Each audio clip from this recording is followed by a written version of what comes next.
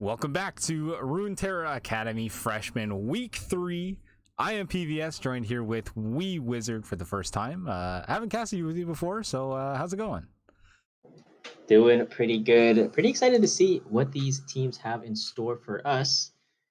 We have been playing on this patch for quite a while. Not quite a while, but it's the end of a patch cycle, so we should be seeing not the extreme meta right after a patch, right? You have all these crazy new things coming out, like Lilia Top or whatever else Hmm. the Koreans decide to come up with that patch. Which jungler are we going to play in lane next?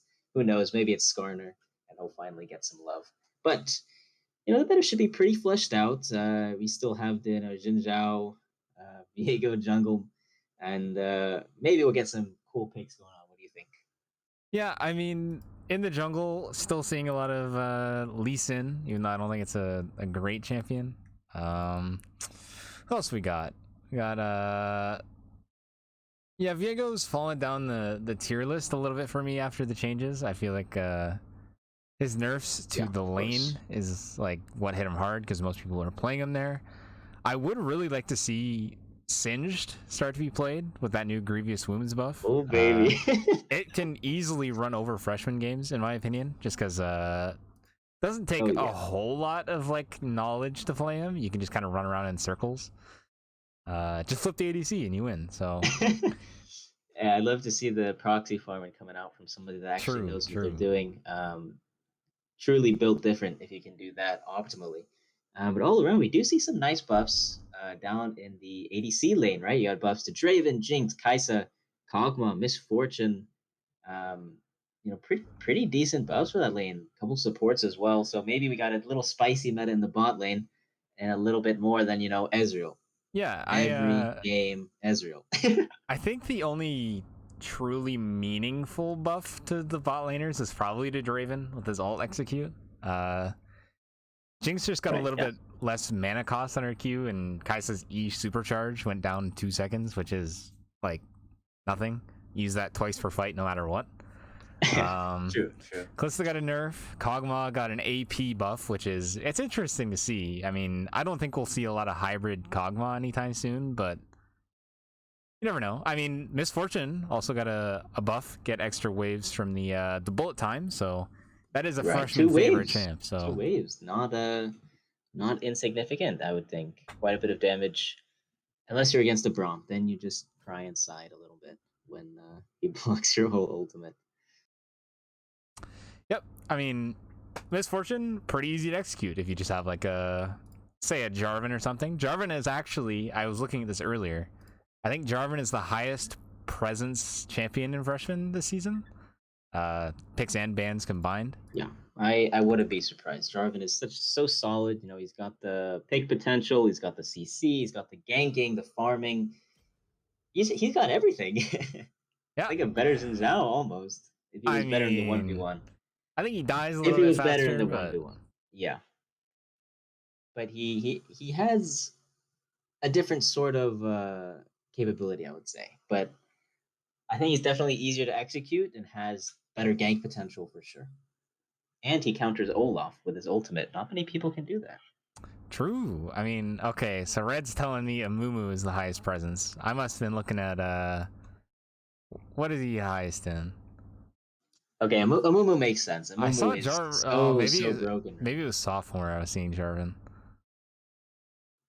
That double Q gets me every time, and I'm not Well, used to it. any freshman teams, you should pick Jarvan. He's pretty good right now. Also has a 75% win rate in freshmen, so yeah, you were gonna win 3 out of 4 games. Jeez. Oh, just pick him every time in the series, and then you're pretty much guaranteed to win with those statistics. Correct. We will be heading into draft very shortly here. I believe we're just waiting on TD Shadow. I think their ADC is in the washroom.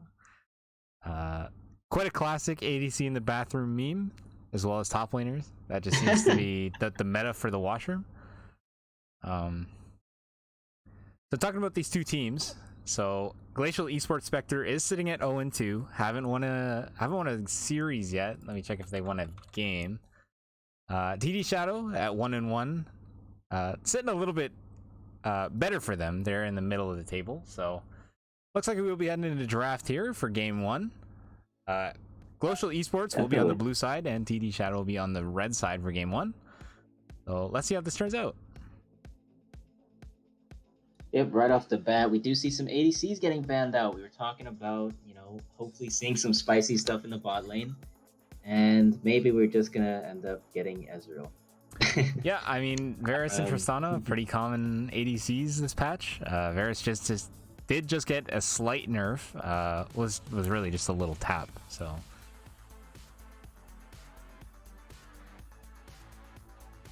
All right, Zed and potentially Kha'Zix being banned here. No assassins being allowed here for the side of Glacial Esports. The Yone actually gets taken away from TD Shadow as well. So it will be the Kha'Zix ban. We'll see what the third and final ban here in round 1 is for TD Shadow. Will be kind of interesting that there only one jungler banned out so far. Usually, okay, there's the Amumu. I was waiting for it. Yeah, and it will be the Kayn B1. That is a very aggressive pick, you could say. It's bold for sure. Yeah, you have to be careful with counter picks, especially when you're playing Kayn. But you do have the versatility, right? You can go blue form, you can go red form. Both of them very, very strong, I think. In competitive play, you have the assassin. I think blue Kayn is probably one of the most mobile assassins in the game. Walls don't exist, and the damage, untargetability just through the roof. And they are going to be picking up Xin Zhao on the side of Shadow, and that should be a pretty decent counter to Kayn early game, especially pre-15 minutes when he shouldn't have form yet. Yeah, I think with Kayn here, you're going to want to look for something that can help move around in the mid lane, potentially a Twisted Fate, Galio, more of a supportive utility type champion. Not sure what Glacial Esports mid laner plays, but that's what I'd be looking for in a perfect world. Yeah, on the side of Glacial, you definitely want to have lane priority. Otherwise, the Xin Zhao would have full control over the jungle. He can invade. He can double scuttle, have full control of the river and objectives. And if you're playing Kayn, you really can't let them early snowball on you, especially if they're invading, taking your camps. You just get kind of suffocated out of your own jungle, and then you fall behind in items, and then you're just not useful going into the mid game when you're supposed to be spiking the hardest. Yeah, 2 ADCs here that I am a big personal fan of in freshman class. I believe the utility marksman role is very undervalued when it comes to lower elo games. Setting your teammates up is extremely important, especially when you lock in the Morgana third against the Ashe. So, yeah, having the pretty good counter against the Enchanting Crystal Arrow from Ashe, it's going to really solidify your lane, right? Because once you hit level 6, if you don't have the Morgana, Jhin has to have cleanse, otherwise he's probably just dead. And especially with the Seraphine locked in, right? You have double CC in this bot lane. It's really nice to have that Morgana Black Shield just to deny, such a long range engage. Yeah, I believe Seraphine's abilities all do enough to break the shield, like in one ability, but Ashe Seraphine, right, yeah. Very lethal combos with the Ashe slows. It will make the Seraphine E root, like instantly. Right. And if it's a double E, it's a stun. Yep. I mean, that's pretty good CC lockdown against a pretty non-mobile ADC in Jhin. We will be moving into the second phase of bans here. It will be the Tahm Kench, Alawi, and Set, so top laners being pinched. Yep, looks like TDS are definitely trying to take away that powerful bruiser archetype from Glacial. Alawi and Set both have really strong top lane control, and the Xin Zhao wants to have control, right? So they want to take away these powerful dominatory top lane picks, maybe hoping to get a little bit of a stronger top side to allow for that top lane scuttle, maybe a blue invade onto Glacial in the early minutes of this game. Yeah, so here's Corki. Very, very safe blind pick. Believe we've been seeing a new build for him. I think it's Essence Reaver first instead of Shield Bow. Gives a little bit more pressure in lane, but I would like to see who they pick in the mid lane. Zoe did just get buffed this patch. I believe they lowered her E cooldown at rank 5 by 6 seconds or something like that. So definitely a pretty noticeable buff for the Zoe. Okay, there is a freshman classic champion in the Tryndamere. Will be blind pick top as well. So Wow. And with Malphite up, that's a pretty scary blind pick. yeah, I'm a Malphite. connoisseur myself, and Malphite just sweeps that lane. It's not even close. They are Okay. after the Mundo. Not the most premier top laner against Tryndamere, but I mean, you are Right. looking for a frontliner. The thing is, when you have Tryndamere blind picked, right? And if you're on the side of TDS, you have such a prime opportunity to counterpick. And I'm not sure that the Mundo is the best utilization of that blind pick potential, or abusing the blind pick potential. But Mundo did get buffed last patch. He's much less susceptible to anti-heal. His R burst healing has been transformed into bonus HP.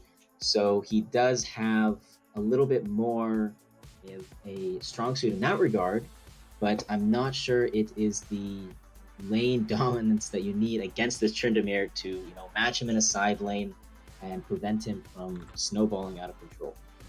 Yeah, and I will confirm this is the first Tryndamere pick we're seeing here in the freshman class altogether. So we'll see what the win rate is after this game, 100% or 0, as we will head into client draft.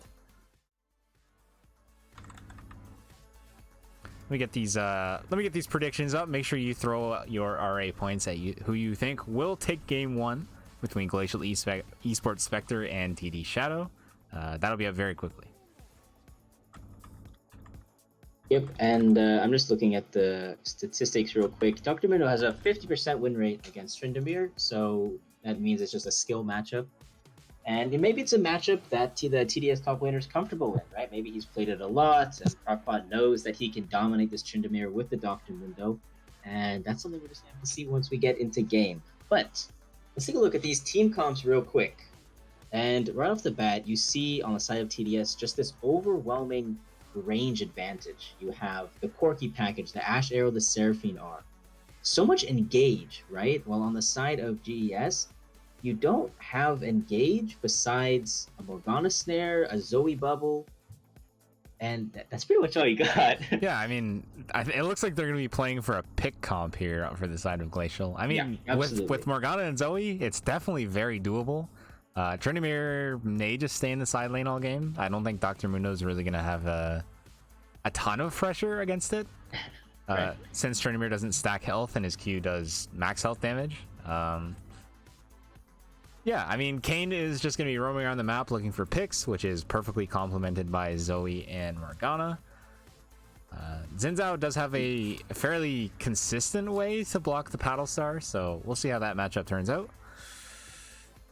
Yeah, the one thing I'm curious about in this game is whether Attack on Titan is going to be going blue Kayn or red Kayn, because there's pros and cons for both. GES, right now, if he goes blue Kayn, they have 0 frontline, right? You have Tryndamere, not a tank, right? And you have a Morgana support, so if Kayn goes blue form, you have to fully dive into this pick off, right? You cannot play for a 5v5 fight because you're just going to lose to the TDS front to back. And there's pretty much no way you win it unless you completely, vision control and perfect wombo combo. But the odds are against you. Yeah. If Kayn goes blue form, they have to be going for that range. Yeah, I think blue form is it complements the pick comp a little bit more, but I think red Kayn, this is just a better version of Kayn, especially in lower elos. You are dealing with a Corki and Ash in terms of damage, so you're definitely going to need at least the Gore Drinker, I'd say. I think Eclipse is a little bit greedy, even if you're going blue Kayn. Right, I think I'd agree. Yeah, I mean, Xin Zhao builds the dynamic duo of Gore Drinker Sterix, so he is instantly tanky and heals up to full as soon as he dives into the backline. So, yeah, I mean, Kayn may be the turning point of this game, I'd say. And another thing to note on the side of GES is they do not have much deep. Oh, on the side of TDS, they have this Corki, they have the Ash pumping out, auto after auto, dealing so much damage. On the side of GS, they're really burst. And as you said, that's really just their pick comp. And if they're able to utilize it, they can completely snowball out of control with TDS step. If they lack the vision, if they're walking in blinds, and Glacial is just standing there waiting for them, and they, with the numbers advantage, maybe they can turn that into objectives. And overall, it really just comes down to which team plays into their composition better, and which of them makes the mistake of leaning into the other's territory. Yeah, so with that, we will be heading into a short break for the spectator delay. Join us back in about 5 minutes, and we will have game 1 here for you here on Runeterra Academy.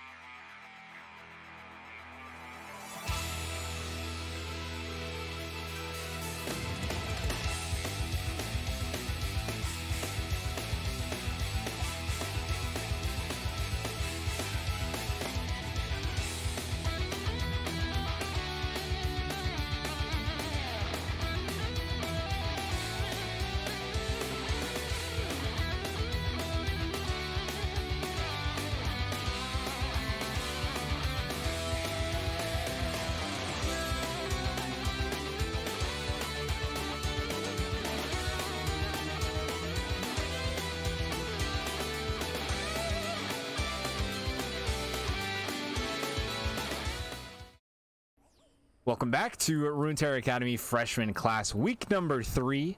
We have Glacial Esports on the blue side and TDS on the red side. I am once again joined here by Wee Wizard. Yeah, looking like it's going to be a pretty spicy game here with the Kayn pick.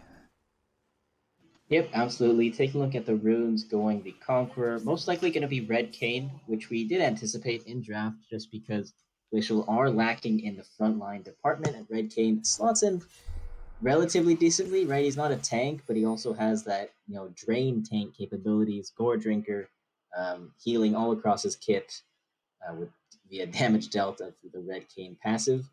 And interestingly, looking at this Tryndamere, we see Ignite Teleport. Very interesting and I would say unusual on a Tryndamere. Usually they go, Slash Ignite or Ghost Ignite if they're feeling extra spicy. But maybe he'll be able to utilize this teleport to split push. I don't see him teleporting effectively bot lane just because he has no CC apart from a slow. But you never know. Maybe they're super pushed up under tower with a deep ward in the far river bush, and he can make something happen. Yeah, I mean, this is the first time we've seen either of these teams on stream, so we don't really have any idea what their macro game is like. Obviously, this is IVS, so you can't expect too much macro knowledge, but we'll see how much practice these players have put in to their overall game knowledge, other than laning, of course. Yep, another notable thing is this Jhin. He has taken Dark Harvest instead of opting for the safer Fleet, and he has Heal instead of Cleanse, which could spell trouble for an Ashe Seraphine bot lane, even with a Morgana Black Shield on your side. Yeah, so typically against higher CC bot laners, you typically just take boots and 4 pots, as well as Time Warp Tonic on Jhin, which is pretty standard these days. Okay, 2 crits in a row, by the way. That's always fun to play against. Oh, I felt that in my soul just a little bit. That's some good RNG. I believe he has, what, 30 crit from that passive? If it's was it even max? I'm not sure. I don't know. Or is full. I think it's 30, maybe 40%. That's pain right there. Yeah. I would like to point out here, I believe Xin Zhao or Dr. Mundo should build Randuin's. Very effective against Tryndamere, who wants to crit, same as Jhin. And it does it does reduce your crit chance by, I believe, 20%. So definitely crit damage, not chance. Oh, is it damage? Okay, that's even better then. I mean, that's fine. I mean, I'll easily take that. Yeah, it looks like Xin Zhao going to be pathing up towards the top side to start the game. I believe Kayn should just go for this bottom scuttle to try to trade it off. Looks like interesting pathing from the Kayn. Yeah, I mean, Kayn typically doesn't end up bot side just because he can solo his Raptors pretty effectively. Probably the best jungler at taking them. Does have the help of the Zoe, which is getting pushed up to the top side of the map, but will just be a trade of Scuttle Crabs. Xin Zhao should be slightly ahead of the clear because he's done the Raptors now. So it's a slight advantage here for the side of TDS at the start of the game. Yeah, I think Kayn skipping over both Wolves and Krugs is going to come back to potentially just because your Kayn, you don't have the best ganks, and you're not farming as optimally as the Xin Zhao does, but you do have the benefit of scaling a little bit better into mid lane. Kayn looking to make a play here on the bottom side. Yeah, here it comes. Big gank into the bot lane, flash forward away from Cloneman 54. So it will be a flash shield blown from the Ashe. Well, no summoners actually expended here for the side of GES. Looks like another fight to the top lane. Another crit here comes from Mayhem. He will just back away. Yep, blowing both sums from the Ashe so early into the game, right? It's only 4 minutes, 30 seconds. That's pretty big. That gives you, about 5 minutes of opportunity to make a play in this bot side. Ashe has to respect, and with Dragon up in 15 seconds, that could be, your chance to start generating a lead as Glacial. Yep, and it looks like Tryndamere will be pushing back and bouncing back this wave. Chitin is looking for the Corki, probably just looking for those little orbs. trying to get that transformed. Looks like TDS will be grouping up for the first dragon. Oh, here comes the ignite into the top lane. Crockpot will have to flash away. Where is the spin here from Mayhem? Waiting, and there's the first blood. Plus 400 gold into the pockets of the Tryndamere. Yep, we mentioned in draft, it just takes one kill for the Tryndamere to spiral out of control, and there it is. Question is, can Mayhem flies this, take advantage? Oh, root onto the... Here comes the exhaust. Clone Man is in trouble. Here comes the Q from the Jhin, and Mike Belbum will actually pick up that kill. You see that sad B as the support takes the kill. Always feels a little bit bad, but will be a kill nonetheless. Yep. Yeah, Clone Main did not respect, you know, when your support is not in lane doing dragon, you gotta back up a little bit, especially when Morgana is out of vision. And without flash heal E, you're just a goner with the CC chain. Yep, pretty good punish here from the side of Glacial Esports. They are winless so far in this season, so they are trying to pick up their first win. It is a very beatable team in TDS, as Crockpot looks for a small little trade in the top lane. Wait, Mayhem actually dashing back in. There's another 168 crit right into the back of the Doctor. And Tryndamere hasn't backed yet. You know, he's sitting on 1,600 gold, and he's still 1v1ing this Mundo, which has a full Kindle Gem up on him. And that just shows you the power of Tryndamere in these 1v1s. Yeah, hasn't recalled yet, which is a little questionable. Actually getting pretty low, but Tryndamere does have the Undying Rage. Crockpot may have bit off a little bit more than he could chew, but he will just be able to manage to run away with that ultimate movement speed. Yep, the Xin Zhao presence going to be forcing Tryndamere to back off of the wave. You know, good map awareness from the side of Mayhem. You just blow ultimate, you gotta play safe and, you know, not throw the lead you've generated. Yeah, I mean, Tryndamere will just back and get that lot of attack speed early, which is kind of strange. I wonder what he's going to build. I believe, I think Gale Force or Kraken are probably the default options. I don't see a lot of Tryndamere up in my elo, so not too versed on how that champion works. I'm surprised to see him going double dagger here instead of dagger plus a longsword. You know, you have so much attack speed, but your autos do less damage just because you don't have as much AD normally. But nice engage. Yeah, Belbum gonna be taking half their health. Looks like it will be. I hope it's not Divine Thunder Corki, just because it's been nerfed so many times. I think Triforce is probably the better option here, especially because there's no real frontline on the side of Glacial. Looks like you don't get as much benefit from the max health Sheen Pack, but you do get the sustain from the healing, which you may prefer in some situations over the additional damage from Trinity Force. Yep, and it will be See the Dark pushing in that wave mid, so Zoe will pick up a lot of that gold. Kane's still not even level 6. Will this be a Spica, what was it, 20-minute transformation? Yeah, I mean, his pathing just seems so strange. He just did his red buff and he's taking way low. Has the Undying Rage. Ignite popped onto the Mundo. Where is the spin? Waiting for it once again. Here comes the spin, and the last auto will find the kill on a Crockpot. So a 2-0 Tryndamere here, early at 8 minutes in the game. Yeah, and that's, you know, that's just what we were talking about. The Mundo, not the greatest pick into Tryndamere. And it's a little bit clear, right? Even with the double cloth armor and the Kindle Gem, he's still really struggling in this lane. And that's going to be a real problem for Shadow coming into the mid game. If you have an unstoppable Tryndamere split pushing, you lose so much pressure. All right, Chitin looking to pick up a few orbs here in the mid lane. We'll only get blue, so not the best target to be ganking, especially if you're going red Kane. Bind's going to land, but Jhin running away for some reason. They are taking the entire wave. That's about 10 minions right there. Here comes the double layered ult from the bot side of TDS. TP coming out from the Tryndamere. Here it comes, spinning into the backline. Brendan needs help. Going to be taken very low. Here comes the curtain call, and he dodges one, but can't dodge the second. Okay, there's the TP. Hey! Huge value. As I said, if they push up all the way, Tryndamere can run above.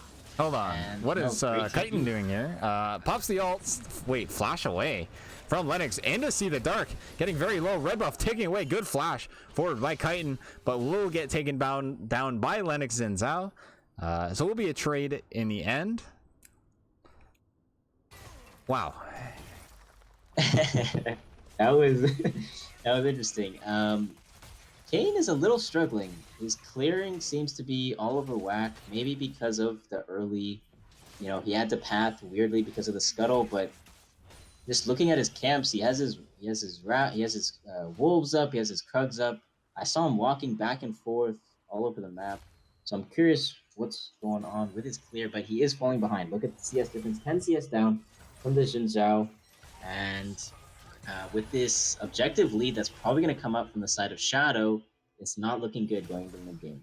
Yeah, I didn't catch if Corky picked up the package yet, but I believe he did. So here he comes. He has it. Big team fight tool available. Belblum doesn't have flash. All the way into the backline. Mike TGOL is going to get caught out by the Valkyrie. Has to flash away, but the missile barrage will find the kill, and a Chitin is on the run. And Belblum, I think you're on the wrong side of the map here, buddy. Payne will jump in, get the paddle star, but it will just be the stopwatch burned here from the side of Belblum. Yeah, and it looks like a TDS dragon here, unless Chitin can hop in and steal it. All right, here it comes. Both junglers have smite. We'll just E through against it and walks straight away from that dragon. Come on, Shadow, pull it out. Just pull the dragon out. Come on, don't get lazy. At least get the Kane kill. Crockpot maybe a little bit forward. Yeah, here comes the ignite from Mayhem. Crockpot can't break the slow with the passive, unfortunately. Wait a minute. Here comes the flash. Where's the spin? Wait a minute. Okay, there goes the no boots. Boots versus no boots, right? Not a very fair race. Yeah, he's got the brand new Nike runners on versus the bare feet of Dr. Mundo. Oh, okay. That's where he's going Borg first. It's strange, but I guess I think Kraken Slayer would have been better, but I don't play that much Tryndamere, to be honest with you. I mean, Borg is a pretty decent snowballing item. I mean, you can just kind of keep getting kills with the slow. So. Yeah. Definitely not the best purchase. Yeah, so Payne is gonna crush that wave. When you're a 4-0 Tryndamere, does it really matter?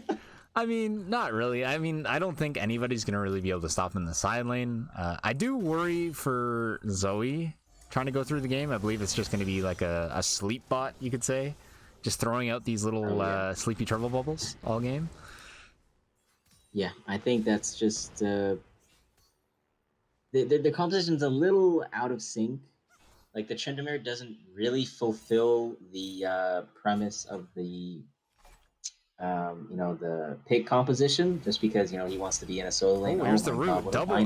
Okay, Mike missed the root onto the stun target, but it looks like Belblum will find the ultimate on top. Belblum will get rooted up. Seraphine trying desperately to trade back this kill, will not get it with the ignite, and Mike TGOL misses another W, just run up an auto attack. Here comes the curtain call, can't dodge it away, and it looks like another brawl up in the top lane. Chitin has the ultimate available, but we'll get the scuttle crab. Mayhem jumping forward onto Lennox, pops the wind slash, but will get taken down to Payne.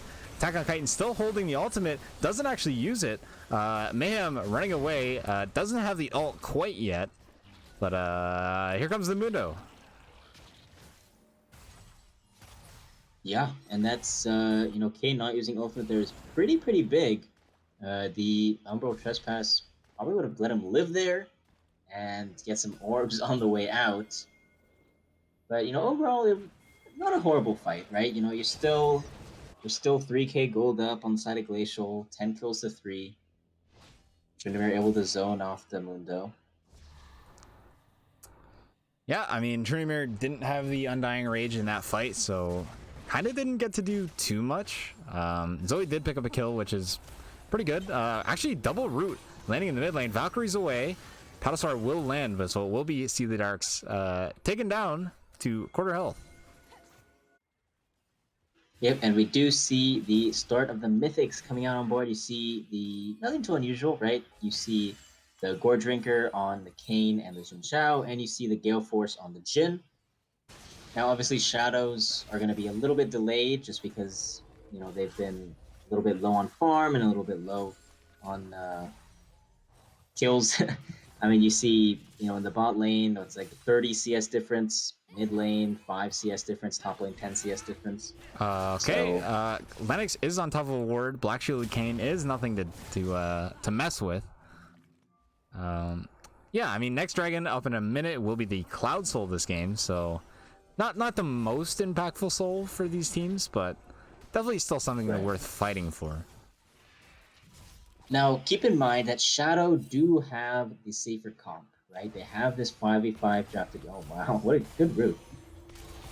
And they're Gale Force just forward. wow. Cloudman getting taken down, throws the ultimate out, but oh, here comes the curtain call actually. Believe it will just be ran away from Ash. Spectator client does not like to zoom out, so yeah. What I was trying to say before is that Shadow does have a safer comp, right? So even though you're down 4K gold, it really just takes one good 5v5 where you're playing to your strength for you to get right back into the game.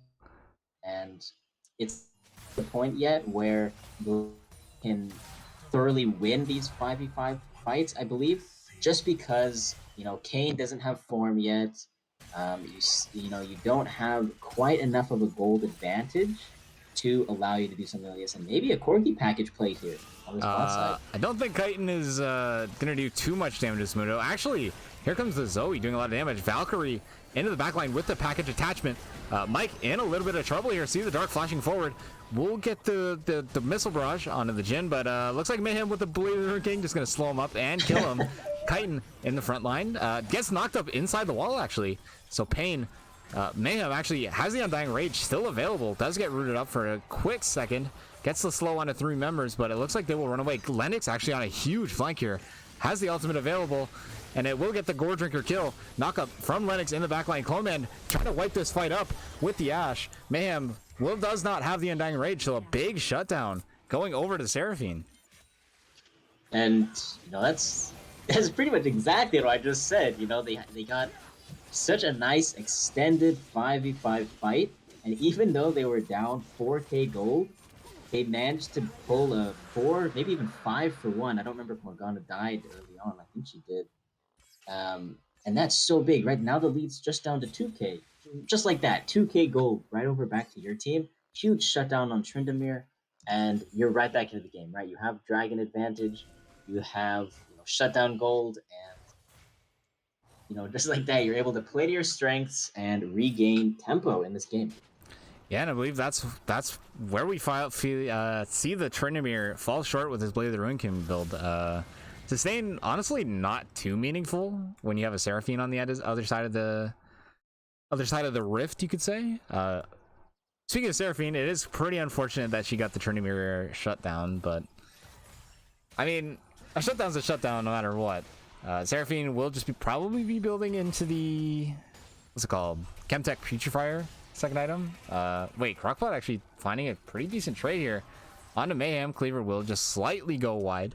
But yeah, these crits are really building up here for the trade. 500 damage. Yeah, we're gonna have a little bit of a stalemate, I think, unless one team finds a pick. No objective up for 3 minutes, which will be the Cloud Dragon. Neither of the teams really have a Baron taking comp. Wait a minute. Pops the Mundo ult. So another ultimate traded here for Mayhem. Yeah, Mayhem just able to freely pop the Mundo ultimate without losing his Undying Rage. So that's very, very big for him. And with the Red Cane, ooh, just misses. Yeah. The knockup there.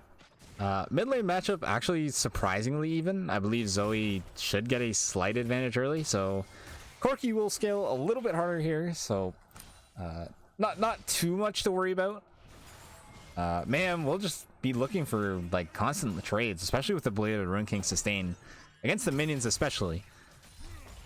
Yeah, he definitely has a sustained advantage, and with Mundo not having his maximum dosage ultimate, he does have the edge in that all-in. That's why he's constantly looking for it.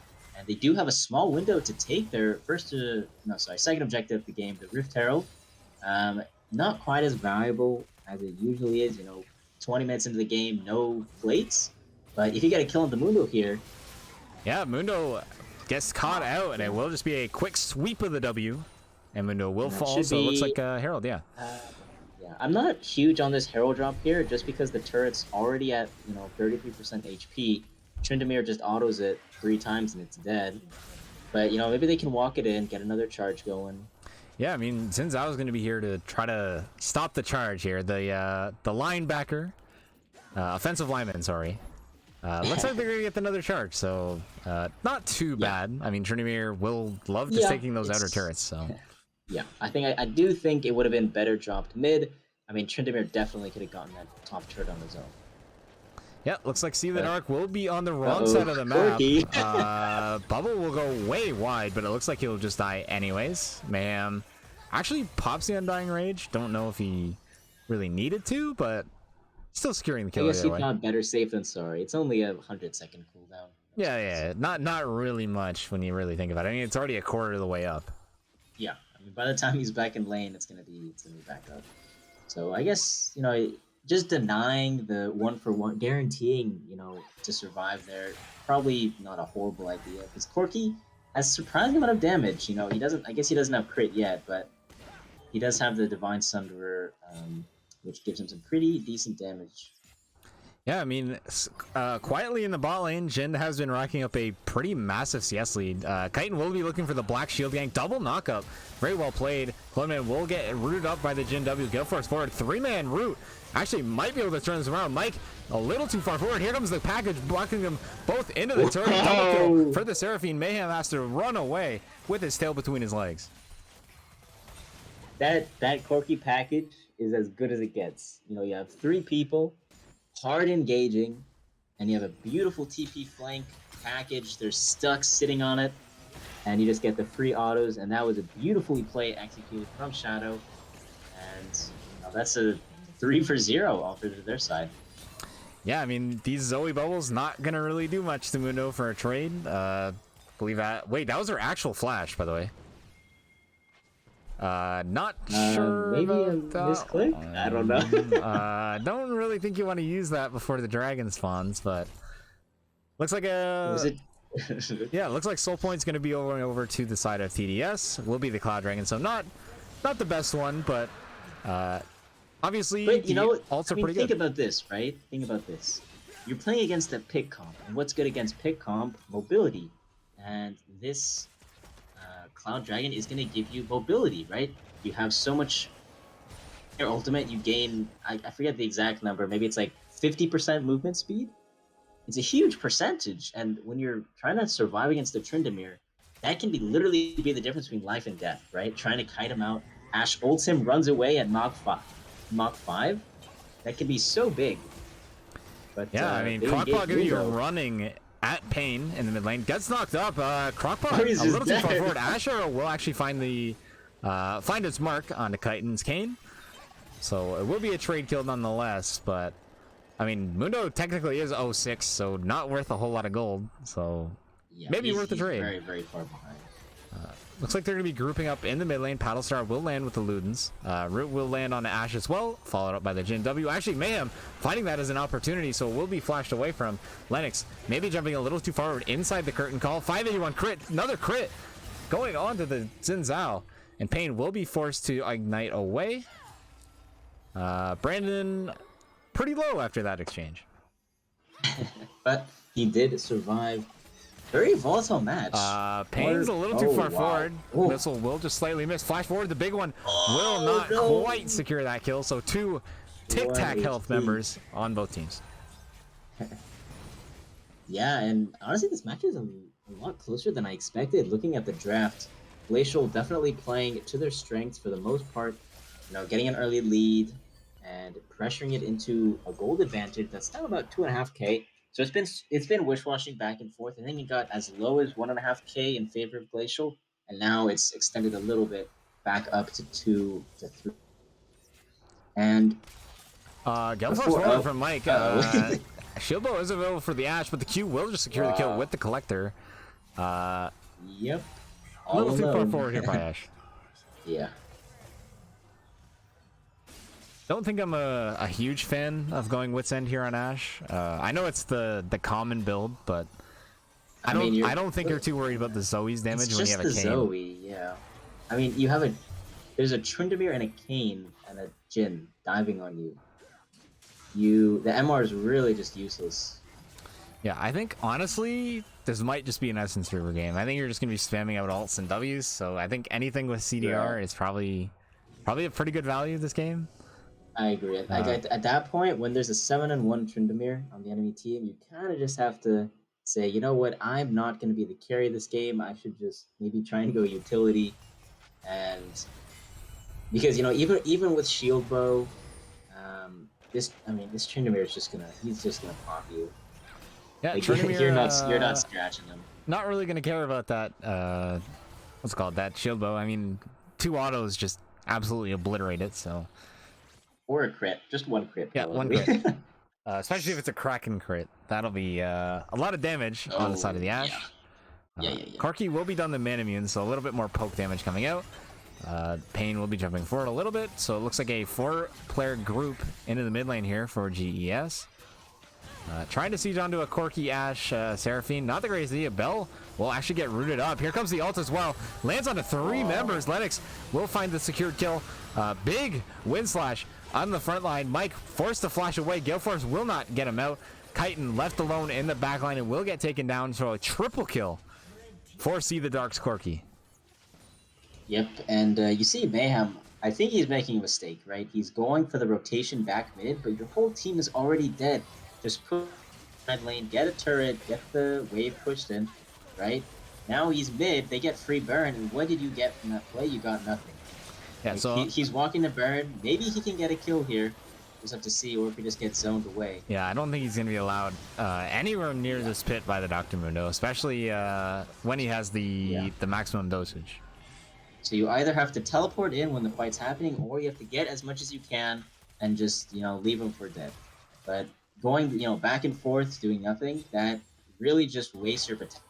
Yeah, I mean, split pushing can do things like that. Splitting may feel pretty bad, especially when your team's losing, but you have to get something at least. Right. Looks like exactly. Will be a group here from TDS. I mean, Brandon's a little bit low on health, but the package is available. Yeah, from Corki. Pretty meaningful damage actually here on the Tryndamere, getting down to about half health. Sleep will actually land onto Brennan, will be blocked away. Yes, it will. Crockpot playing the bodyguard. Man, we'll get knocked up as well in the backline. Is this just the CC train? See the Dark finds the kill into the backlines and will actually be able to get away. So Bell looking for the fight. The Encore will be dodged away. Chitin, will he find another steal? 99 health, and it will be secured, so it will be the soul for the side of TDS. Yep, a very, very dirty fight from the side of Glacial, and them playing into Shadow just like that is exactly what you can't be doing with a pick comp, right? You don't have the damage, you don't have the poke, you don't have the pressure in a side lane. Like, it's just you're not playing into what your comp system's trying to do. And Shadow, they have the control, they have the Corki package, they're sitting there waiting to get engaged on, and you engage on them, and you're just gonna lose. Yeah, I mean, you can see Tryndamere when he is locked down. Not really much he can do. I mean, there is actually a fairly good amount of CC here for the side of TD Shadow. Ashe, Seraphine, and Xin Zhao not really going to let him play the game, especially in a 4v1 fight. Baron, it will be up in 4 minutes. It will be the Elder as well in 5 minutes. A little bit of downtime before the next fight, I believe. Yep, and with his Baron buff, hopefully they get some pressure going in the side lanes. You do see the tier 1 turret on top is still up for Glacial. Maybe Shadow get a rotate up, or they're just going to push mid. They do have the wave clear, so they can... Oh, here comes the random ones, actually. Wait, Mayhem actually can't fight this Mundo anymore. Taking my advice here, going the random wins. Perfect value item in this game, especially against Jhin and Tryndamere. To the largest critters in the game. You see those crits only doing 100 damage now. Here comes the maximum dosage. Will force out the Undying Rage as well. He's just healing way too much. These minions doing a lot of damage. 184 heal, but it will just be slapped away with the briefcase. Wow. And Dr. Mundo now finding the better of the matchup. I think this game might be coming to a close fairly shortly. Big Seraphine Encore as well onto 2 members. Mike will get taken down. Once again, will get executed that Ashe Arrow. And it looks like a 5-player march into the backline. See the Dark flashing forward onto Pain. Forces out the It's Zonian actually. And Chitin, Yep, the last it member alive. should be GG. Yeah, I would expect that teleport to keep the minion alive here from See the Dark. But they're not hitting the turrets. Team, hello. You definitely don't need double man. inhibs this game. I think you could just end right now. Yeah. Kane doesn't really have the wave clear. I mean, that's a little troll. They definitely could have ended. But I guess, you know, there's some possibility Tryndamere gets up in time and wipes them all. But I mean, I think you play the odds there and just go for it. Big if. That's a big if for sure. Especially when you're trying to find your first one of the season. I think you just go for it. Yeah.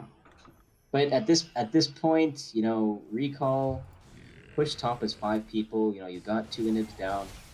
Just pressure top, get the 5th inhib, or you know, if you're confident, just run it down mid as 5. You know, Yeah. it could work if you're. I mean, you have the 5v5 comp. You should be able to make the magic happen. But I think pushing top is the safer play. And you know, with Baron coming up in a minute 40, you know, you get the waves pushed in, you generate pressure. You have the bot side inhibs down, so you have the teammate. Like you need the Glacial need teammates on the bottom side of the map, away from this Baron, and you're in a pretty good position at this point in the game on the side of Shadow.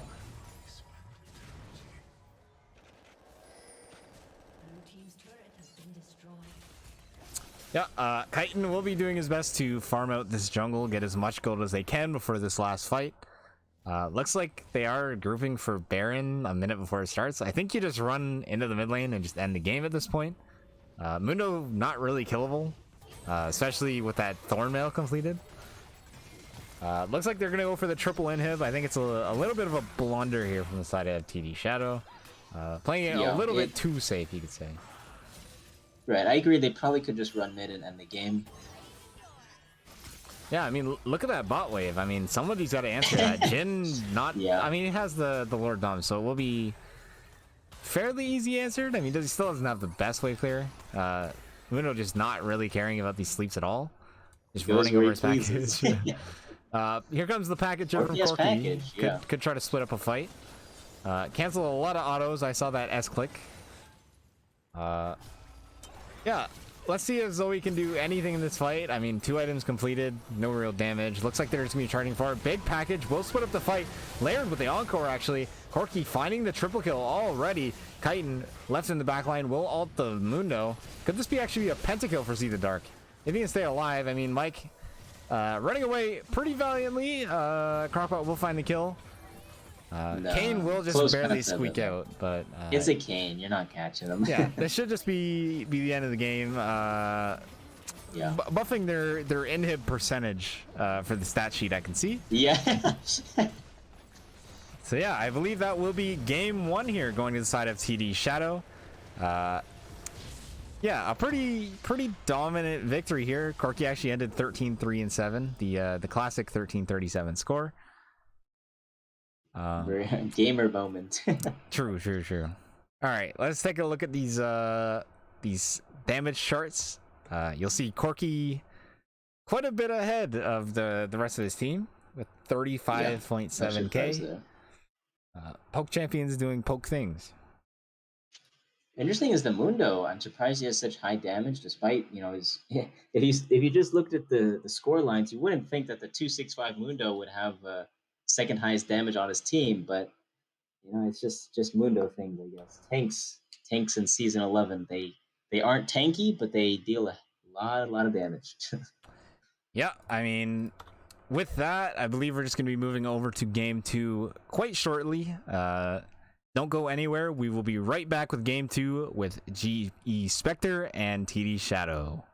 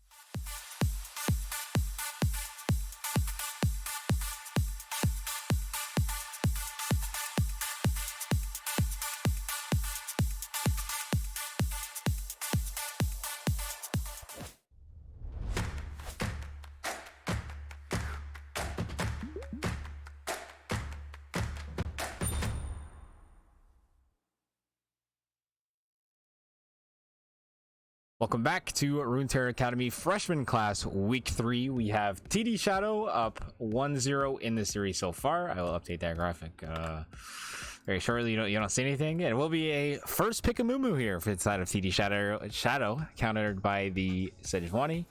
I am PVS, still here with Wee Wizard. I think he's on a walk outside, but yeah, welcome back.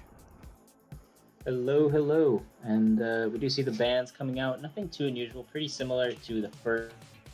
Although you do see the Tryndamere banned out, they did not have fun against that. They don't want to see it in round 2. And on the side of GS, they said, "No, you're not picking Corki."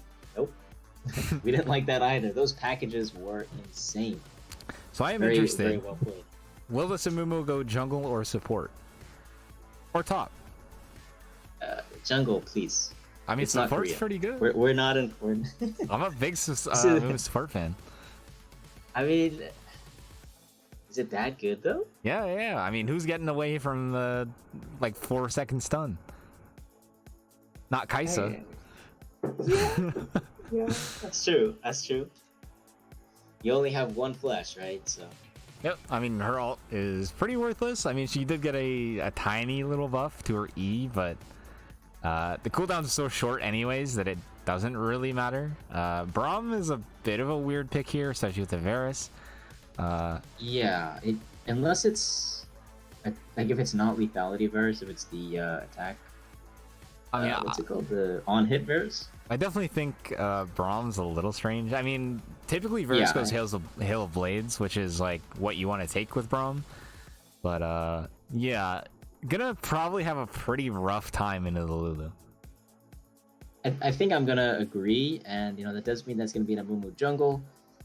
Pretty, expected. I would say. I would have been surprised if it was a Mumu support. To be honest. I mean, you see Zac top sometimes. I mean, it's kind of the same concept. I'm a Zac top connoisseur. Exactly. What's wrong with the Mumu then?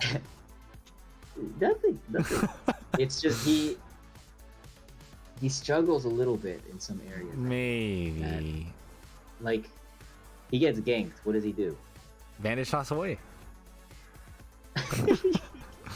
I mean... A Riven ban! Wow. Is it really a Riven player? Is he a Riven one-trick, potentially? Let me see. What are we looking at here? Crockpot?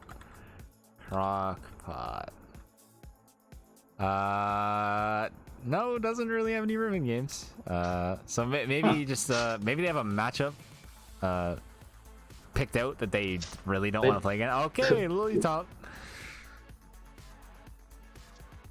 But do you just ban the Riven for the Lilia? That doesn't even make sense. I mean, champions that can get onto Lilia are probably her worst matchup top, I'd assume. Lilia top, honestly, pretty decent. I mean, she did get a slight change. I believe she gets less regen from hitting champions. But, yeah. No. They nerfed her. They just her health regen, but they buffed her jungle regen against. So it's just a pure lane nerf. But Irelia is still up there in terms of win rate against this Lilia. Oh, it's gonna be rough. Irelia, Lilia, they all sound the same. Yeah, I mean, Irelia Silas locked in, so kind of confused by the Silas. Not too many great ults to steal, to be honest.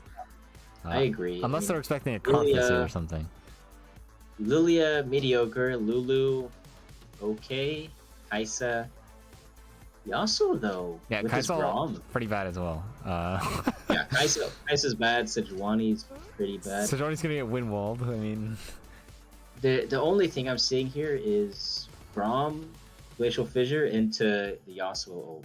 I mean, I guess so, but that's pretty. Yeah, I mean, it's such a freak circumstantially situation, but theoretically, there's a wombo combo there, right? Into an Amumu. How much CC is that? That's like 10 seconds of combined CC. Incredible. Yeah, I mean, I definitely think I favor Glacial's comp here. I think I agree. As much as I don't like the Yasuo with only Lulu, I mean... yeah, the TDS, the picks are a little weird, right? What is this Varus Braum in the bot lane? The Silas mid is really weird. Blind picked. I think I'm actually a little Irelia. surprised because I really liked their comp last game, but this game it just feels all over the place. Maybe they won the game one and they were like, okay, we have this experimental comp we want to try out. No matter what the enemy team picks, They're this just is the like, time to do it.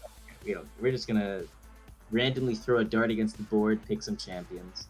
Yeah, I mean, you do have to remember, it is only top 4 from the freshman class making it into the playoffs, like per division. So every win is extremely important, especially in the regular season. Exactly. So yeah, especially the game score. Game score actually decided like a ton of playoffs last season, like who made it and who didn't make it. So definitely don't want to be throwing any games, even if it's like experimental. I mean that's what scrims are for, to be honest. We'll be heading into client drafts as well. Yeah, I think the main thing to think about, or not think about, but the main things to be looking for is this top lane, right? So volatile. You have this Lilia and you have this Irelia. Lilia definitely has the advantage early, just with the movement speed and the Q harass. Once Irelia hits level 6, even level 3, if Irelia can land an E stun, she can get a good trade off, but especially level 6, right? Irelia has such a long range of engage. Anybody that's played top or mid knows exactly. I mean, anybody that's played League of Legends against Irelia knows she can engage on you from a screen away, right? She Qs to a minion, she flashes, ults you, E's somewhere behind you, Qs to you, E's again, you're stunned, easy, you're dead before she even finishes her combo. So definitely keep a watch on that Irelia, and even on the side of TDS, they just have so much CC, right? They have the Amumu ult, they have the Braum Glacial Fissure. They have the Varus root on his ultimate. There's a lot of things to be watching out for. Yeah, for sure. I mean, honestly, the team fight for both sides is like okay. I mean, Amumu can stun the entire team. Like if you're an optimist, you can stun the whole team. Right. Sejuani, Yasuo, Lilia, obviously team fight champions. I mean, Lilia just trying to flash in Zanya's ult the entire team to sleep. So, and worth noting this, he also doesn't have any knockups besides the Lulu Wild Growth. So I would say he's mainly reliant on his own, Q3 to get a good ultimate off, because Lulu Wild, I don't think it's consistent, right, in terms of getting a multi-man knockup. Maybe very fringe, but in general, the Yasuo is on his own. And that's really not what you're trying to look for when you pick Yasuo in competitive 5v5. You usually want something like a Malphite, or I don't know, what else is a good AoE knockup? I mean, Braum, probably. So, I mean, there's options, but GES Glacial didn't pick any of them, and that may be a weakness going into this team comp. Yeah, I mean, maybe a little bit sus of a Silas pick, I'm not gonna lie. I mean, right. I mean, there's weird picks on both sides. Yeah, definitely weird picks on both sides. Yeah, I mean, I do think Varus Braum will have honestly a pretty bad time in the Kaisa Lulu. Typically you pick Varus to have like a very strong laning phase and just like poke the enemy out of lane, but obviously Lulu just gonna deny that and poke down Braum at the same time. Irelia probably gonna have an okay time in the Lilia. I think that's probably one of her better matchups in the top lane. Can't really run away from 30 million Qs, so. I mean, you can if you have 600 movement speed, right? Maybe. It's landing against Irelia is all about dodging the E, and Lilia is pretty good at dodging the E if she has some passive stacks, right? If Irelia misses E, she loses so much of her engage potential, because if she Qs to you, she doesn't have the reset, and if she doesn't have a reset, she's very, very weak. Relatively, right? If she's 4 stacks, obviously she's pretty strong, but she doesn't have the way of getting back onto you if you're running away as the Lilia. So Irelia really needs to land the E stun, have the ult slow, and if one of those things misses, then Lilia should have the advantage. Especially with Lilia, you have the true damage on the Q, you have the range advantage, you can poke her down early, and if Irelia is not full health, it's very risky to be diving in like that. With Lilia, you can do a sleep, land a crit W, not crit, sweet spot W, I guess, and that's a lot of damage. Yep. I mean, with that, we will be waiting for the Spectre delay to tick down. We are at 1 minute 45 seconds left. We'll be heading to a short break, and when you come back, it will be TDS versus Glacial Esports in week 3 of the freshman playoff, or sorry, regular season. I'm getting ahead of myself a little bit. Don't go anywhere, and we will be right back.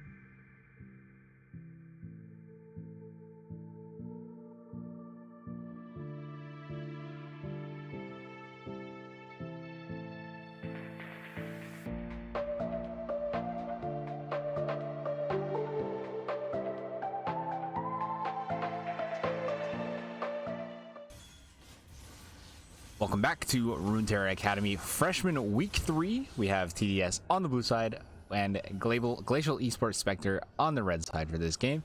TDS up 1-0 in the series so far. I am PVS, joined here with Wee Wizard. Hello, hello. We've got some interesting compositions coming out today, and this game's no exception. We see a little bit of struggling in the draft in terms of making a complete composition, but this is expected in the freshman class, and it's all about which team plays better into their composition strengths. And both of these comps do have strengths that they have. You do have lots of CC on the side of Shadow, while Glacial does have a stronger 5v5 team fight in terms of damage output.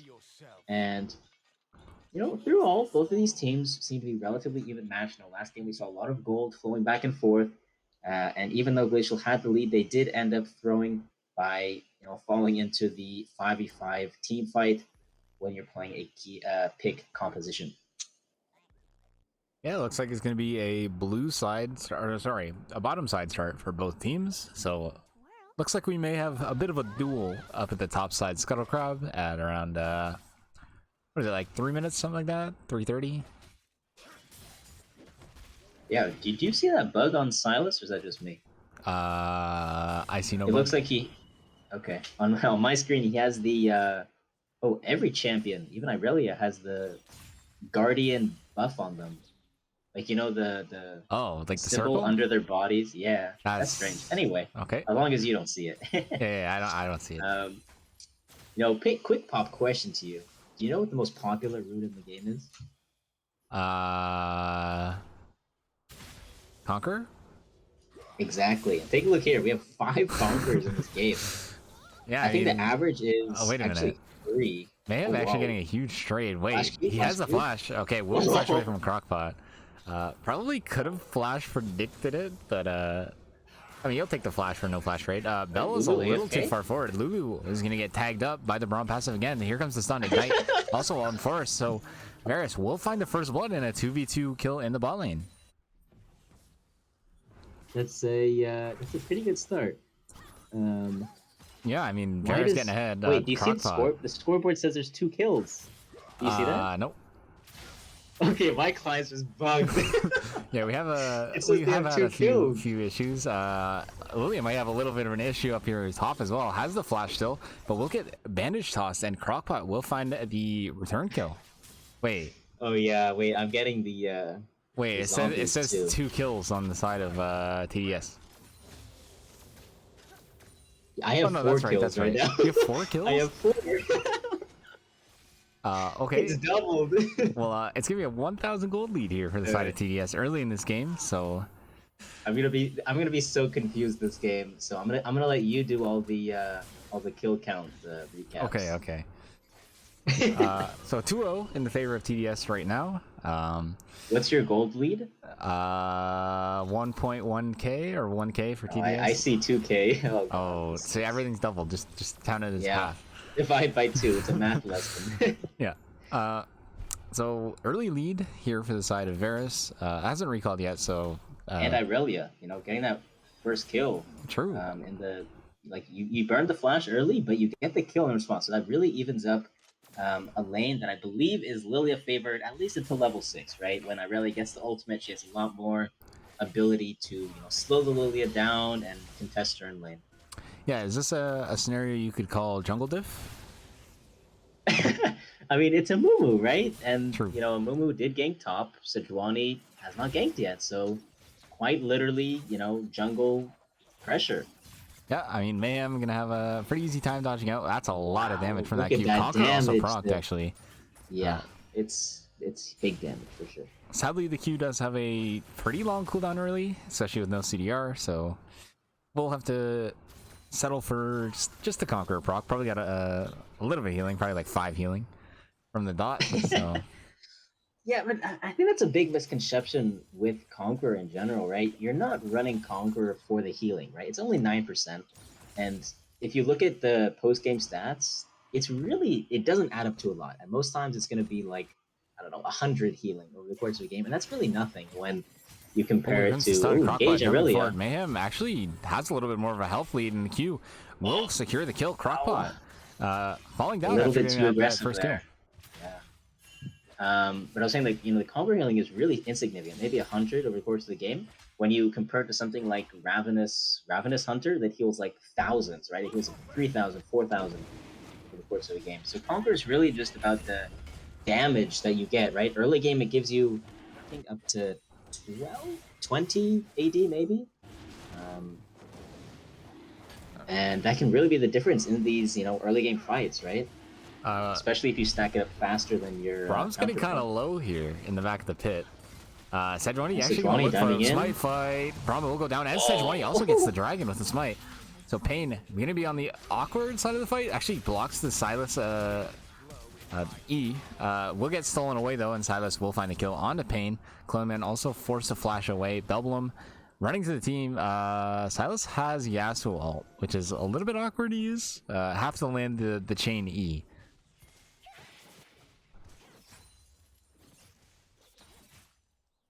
So yeah, top lane going pretty evenly so far as the plated steel caps rush for the Lilia.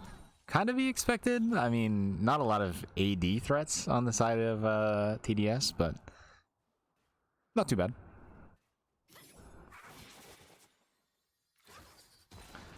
Mayhem looking for these small trades. That Q does have a slightly shorter cooldown now. We'll find a lot of dot and sustain damage onto the Cyrelia. Conquer actually procs as well, so Yeah, and Aurelia with not the having a good level time. 6 advantage, Lilia with the level 6 advantage, Aurelia definitely has to back off and play safe. Yeah, I mean, Varus, I guess you called it. He's going for the attack speed build. Not commonly seen anymore. I think Oh no, does he have just came back. items? Yeah, he has have Noon items? Quiver. Oh my god, I can't see them. Okay, it looks like we're just gonna be Alright, looking at you're gonna be the color caster now. color and people play by play. Yeah. All right, well, Lilia with these plated steel caps is just gonna be pushing in the wave. Kind of in a weird spot. It would be a damn shame for Lilia if Lamumu was to show up right now. Aurelia is one of those rare champions that actually is okay fighting in the mini wave. Oh, here comes the sleep actually. Flash forced away by Crockpot. Yeah, I mean, there goes the flash. Attack on Chitin will be caught out, but Mayhem is the first one to rotate, as well as Pain. Do we see the knockup from Sejuani? I believe that E actually does give a little mini knockup. Good Aurelia ult coming through. Actually, a lot of damage from Aurelia. Q coming through, resets. Wow. Crockpot will find the kill, but Seen in the Dark will get a huge heal from that W. I believe it's Kingslayer. Mayhem may actually have to run. Gets him a little low, but Chain will miss. She wins it now. 306 heal for the Silas, and Mayhem has to prance away from this fight. Yeah, just Silas things. You need to get and the heal. But wow, that was a 2v3, and they finished it 2 kills for 1. So very well played on the side of Shadow. That's just Irelia things, I guess. Yeah, I mean, full build with the Vamp Scepter is very 4 stacks full build. yeah, interesting concept as a champion. Bot lane going pretty even under in the first blood. Kai'Sa actually has picked up the CS a little bit better than this Varus. Yeah, mid lane, Silas is getting a lot more kill participation, so kind of doing his job in the mid lane. Yeah, so obviously going for the O10 power spike. That is the obvious play that they're going for. Kind of strange to see the crit cloak.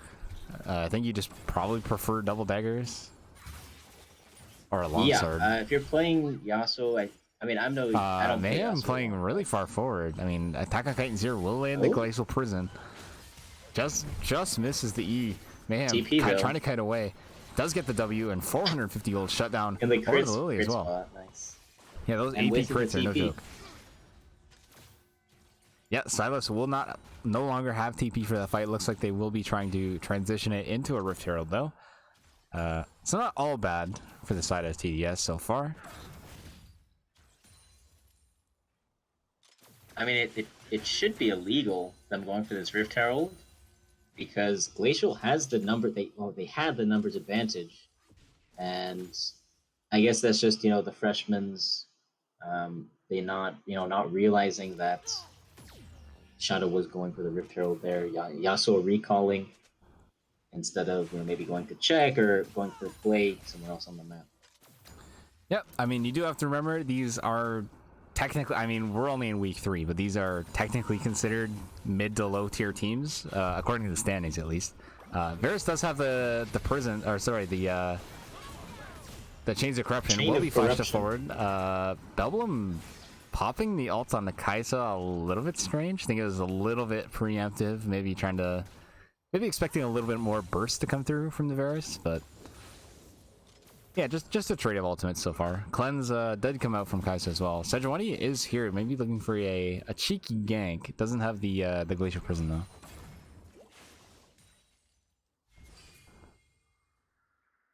Dragon and Cloud Dragon.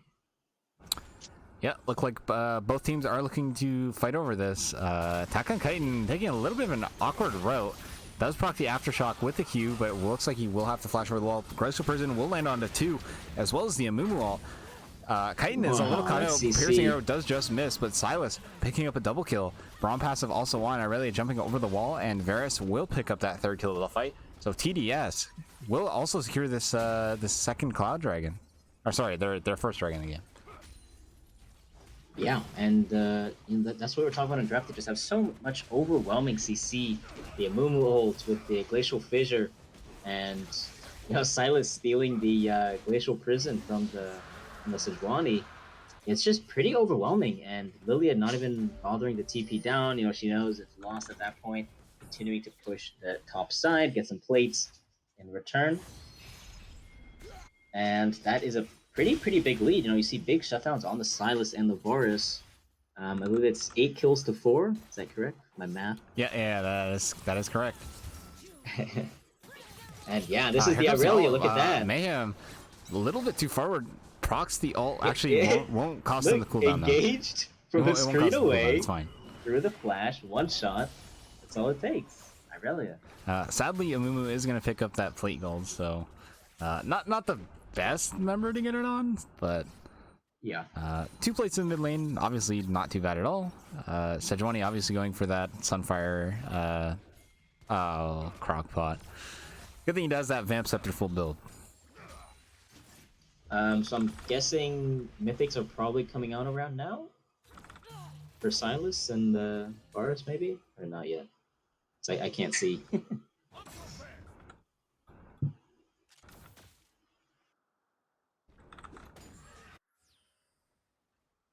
Yep, I mean, what does it say? A 3,000 gold lead here for the side of TDS at 13 minutes, as well as, I mean, it's even on Dragons, but I think you'd definitely prefer to have the Infernal, especially scaling with the Yasuo and Kaisa.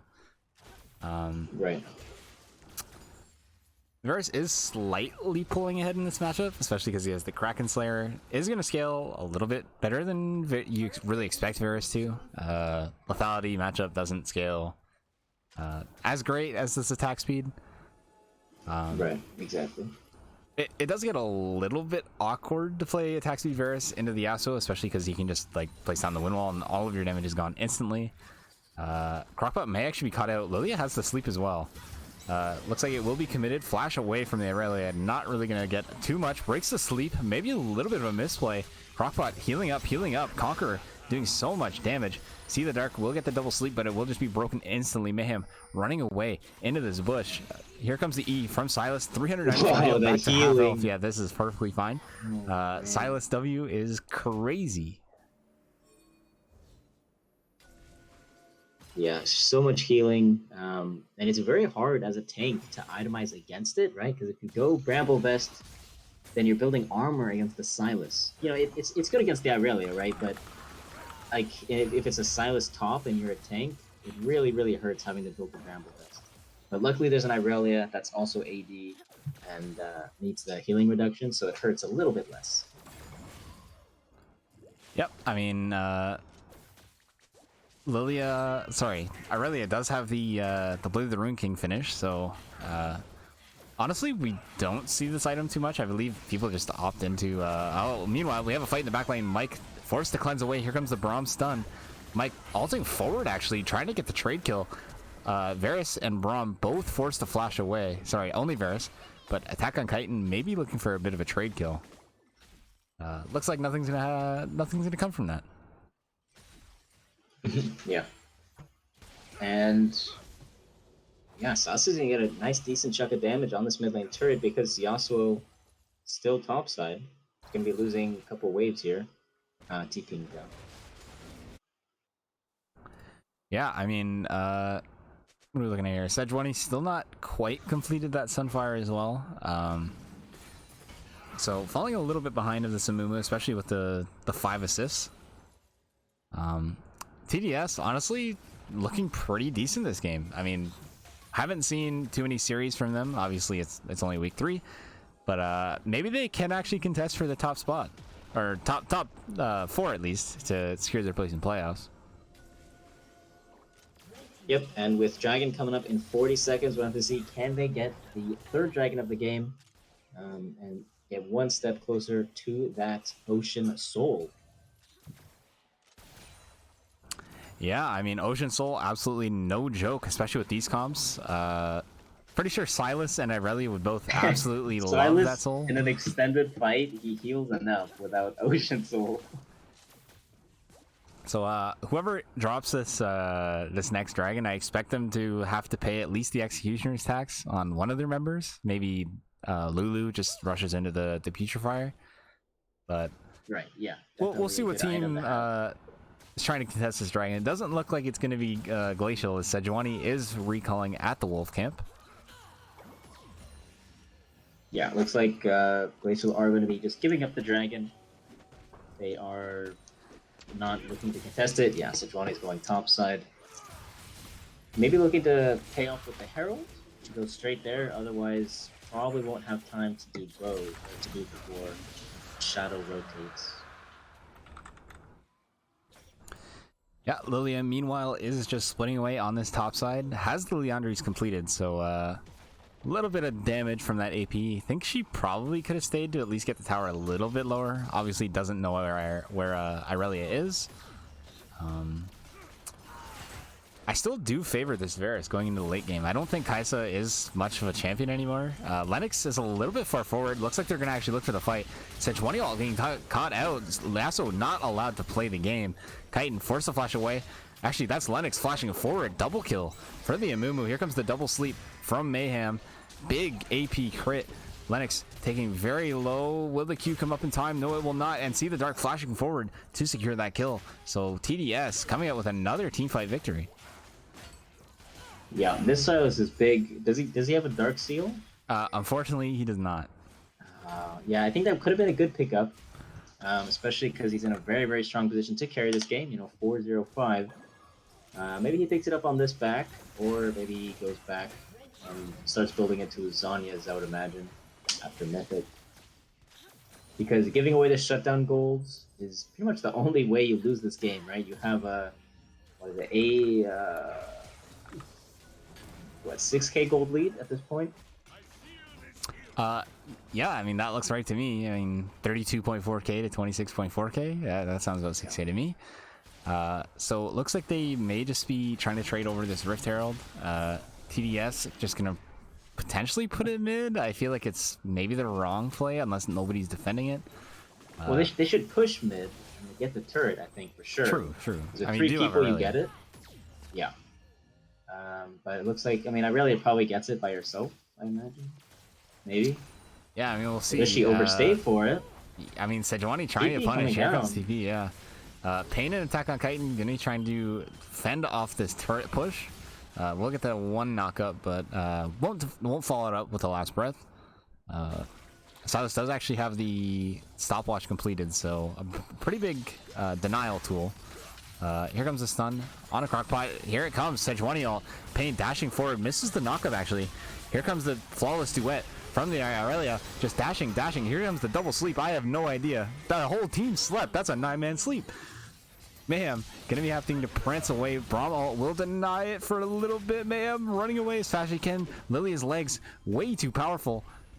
True damage coming for an Lennox, and it will find a shutdown actually. So Lilia probably the saving grace here for Glacial Esports Spectre. Yep, with 5 kills, you are pretty much your only team's hope of winning this game, except, Yasuo, almost halfway to his power spike, 4 deaths, and if he gets to 10 deaths, maybe, he'll be out of control. I'm pretty sure the Nexus just explodes, right? Oh yeah, yeah. It's I it's mean, like it's like in Yu-Gi-Oh when you get the arms, legs, and head of the ancient one or something. I don't know. something like that. I'm too young for that. Exodia. Yeah. Yeah, classic Yasuo taxing all the camps away. Obviously warding that red buff for his jungler.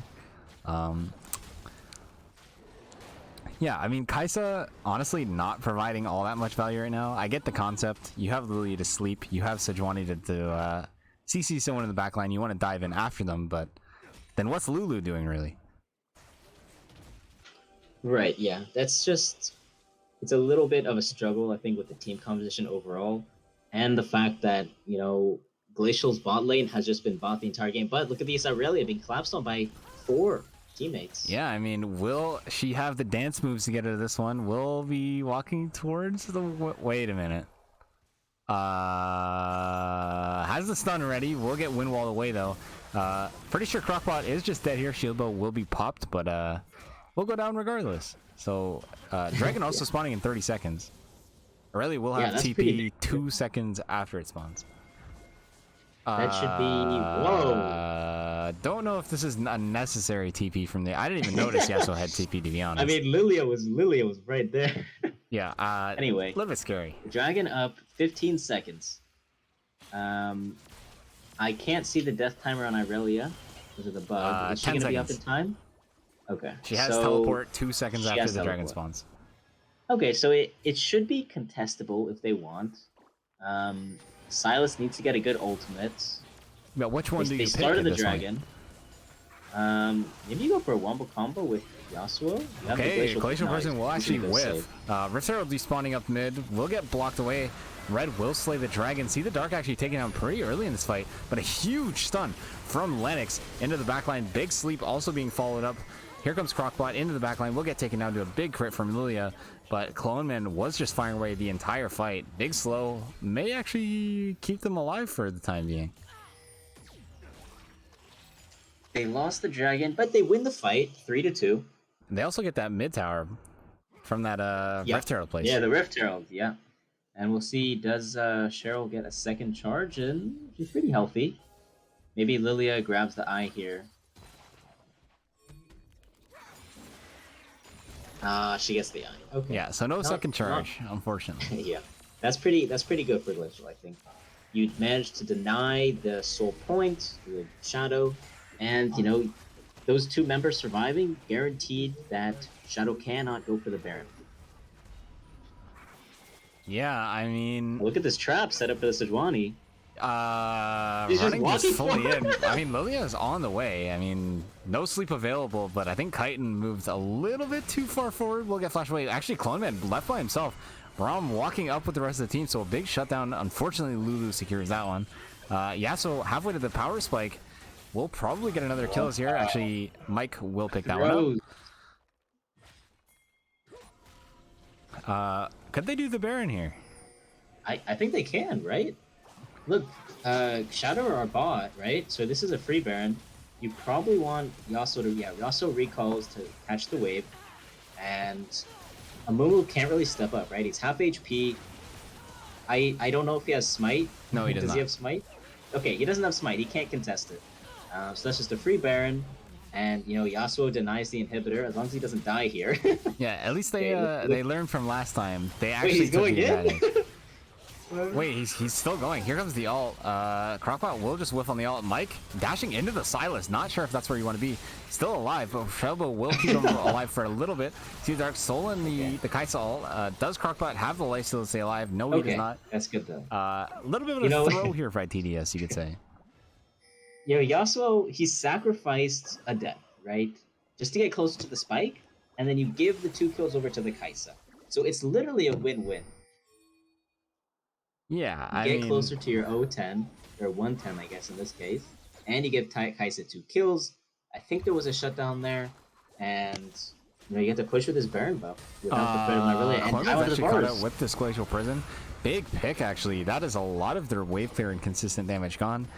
I don't think a Mumu or Braum can really safely hit this wave like a Varus can. Yeah, I agree. And that should be at least this turret. I don't think they have... I can't see Death Timers. I don't think they can go for the Nexus turret. Irelia, Silas already up. They're just going to back up. We do see Ocean Dragon coming up in a minute 50, so that's sold point to whoever gets that. Yeah, I mean, that is a huge objective to fight for. Any team that watches any competitive games knows that soul point is just a huge disadvantage for the enemy team. They have to come to you to fight, which is really big if you're a 5v5. Right, you can, and like you can also trade the dragon for Baron or for an inhibitor if it's more useful to you at that time, right? You can start pushing mid, right? If Shadow shows up for the dragon and you push mid, they have to rotate to you, right? They can't just commit to the dragon for a minute while you're taking their base, right? So you can force some really good plays if you manage to get that soul point. Yeah, pretty importantly though, Kaisa won't have either summoners up, neither will Yasuo. Actually, well, Lulu a little bit too forward here. Flash forward from See the Dark actually will find the Braum passive. Yeah, he will find the Kingslayer as well. So that's a very important pick, but attack on Chitin in the backline. Brandon needs help a little too far forward. Mike does have the ult, does not decide to dash the wild growth. Yeah, pretty good value Silas ult. I mean, will be up, is already a quarter of the way up, so I think it will be up in time for Dragon, maybe slightly after it spawns, but right now, I mean, we're looking at a 5v4 scenario here for GES. Yeah, no Lulu, no wild growth. That really puts you at a disadvantage, especially Yasuo not having any knockups on their team at all. Actually, I think Sejuani dash is an ult. Oh, here comes the Irelia ult. Onto the back, huge stun by Lennox. And attack on Chitin will be taken low by this Varus. He is just free firing. Pain just cannot catch up to him, and a double kill for the Amumu in a huge team fight. Yeah, 4 for 1, I believe, and that's going to be soul point over to Shadow. Yeah, unfortunately, no Baron not up. Unfortunately, going to take. Yeah, I was about to say the same thing.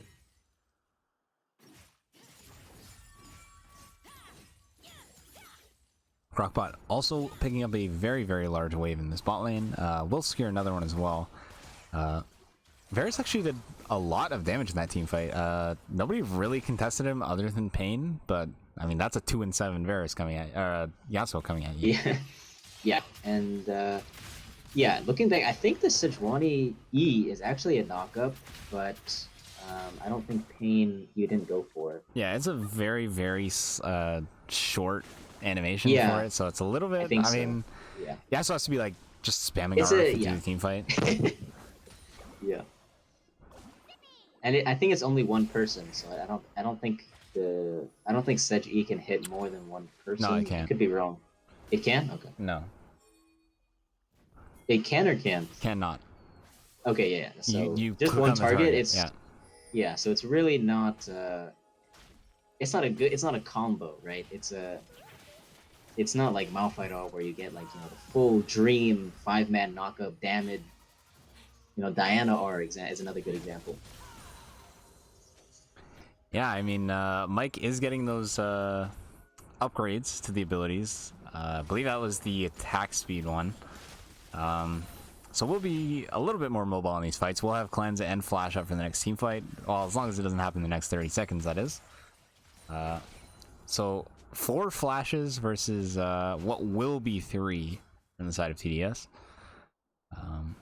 Yasuo working towards that IE as well. A little bit weird because he's gonna have like 150% crit with that build. So did he buy a Zeal along the way or something? He's got a Mortal Reminder and Shield Bow. Oh, full Mortal Reminder. Yep. Kind of weird, you especially have to because go the IE, See the Dark actually may catch out Pain. Misses the. I gotta learn Silas's E ability.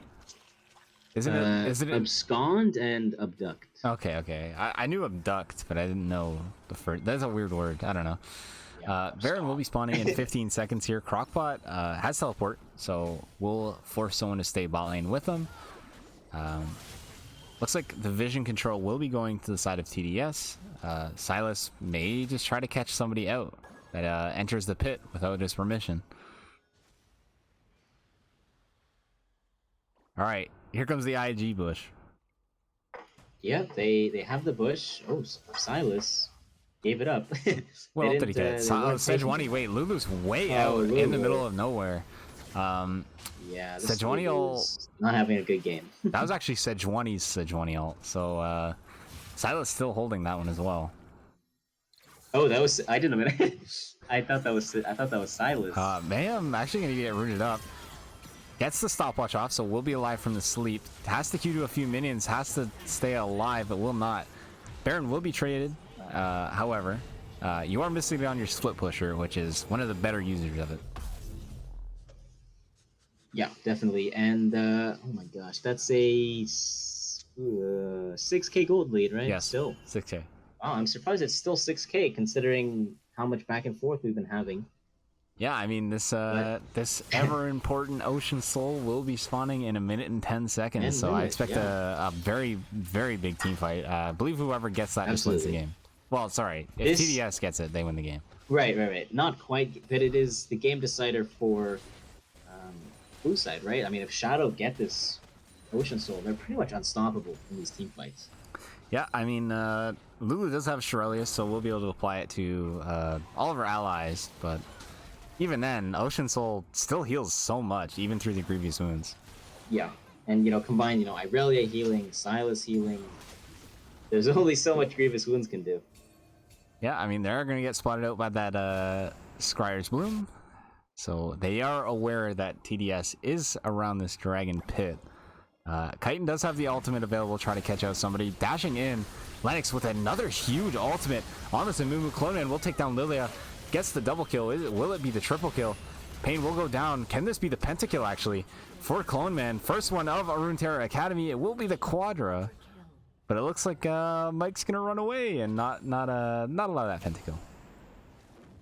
Yeah, that was a brilliantly played fight, and that is going to be Ocean Soul over to Shadow, and most likely going to be the beginning of the end for this series and this match. Yeah, huge ultimates at these back-to-back dragons from Lennox, hitting pretty much the entire team on this Amumu. Yeah, Shadow are playing these fights very well. They excel in these tight corridors. You have the Amumu Curse of the Sad Mummy. It fills up the entire, walkable area pretty much in these dragon pits. And, following it up with, Silas damage, Irelia damage. Can they actually end right here? Probably. They have I wouldn't be surprised. They have the sustain, they have the burn buff. Sejuani dashing in once again. They're so far ahead that I think they can end if they want to. They have the HP, so I'm not sure why they're playing a little safe. Maybe they don't want to. Maybe they're waiting for ultimates. I can't see the ult timers, but. I believe almost all ultimates are up. Moo ult is up in like 1 second, but all 10 ultimates available in this fight. Silas has the Lily ult. Dash forward, huge blades from Irelia. Brummel going through the entire team. Drowsy in the backline is Pain. It looks like Varus will just wipe up this fight. Crockpot jumping into the back. Gets the exhaust down. May actually fall. Steric's just barely keeping him alive from that collector from Kaisa. Varus will be donating over a very large shutdown to Mike, but Silas is just end the game. Yeah, hit the turrets. Mike will get caught out, has to use the cleanse. Brown passive will find the stun. Double him. Not really destined for this world anymore. And it looks like TDS will find the 2-0 sweep of this series. Yeah, Mayhem just forced to dash him back into the Nexus. Not really where you want to be if you're trying to win the game. A little bit of endgame BM, as they call it. Minions will descend it anyways, so. You know why Glacial lost? It's because he also never got to his 10 death powers. Yeah, he stuck at 9. 9 deaths. Very unfortunate. That is so sad. One more, and it would have been insta Nexus explosion. True. I mean, maybe they should have tried to stall it out for that 10 deaths. Yeah. But wow, what a great series too. Let's take a quick look at the damage charts. I'm expecting, Irelia Silas to be up there. Actually, Lilia is way ahead of Not everybody else. surprising. Not surprising. Lilia, especially in lane, the poke deals so much damage, and especially with the dot on her passive, it adds up all of the time. Really well played. Silas much damage, a little bit more than the Vars, and yeah, well played by both teams. Yeah, I mean, 2-0 series here for TDS in the freshman week 3 class. Freshman class week 3, sorry. Yeah, I mean, that's going to be it for us today on the stream. We will be throwing over a raid over to Legends, I believe. So yeah, I am PVS, joined today with Wee Wizard, and we will see you all next time.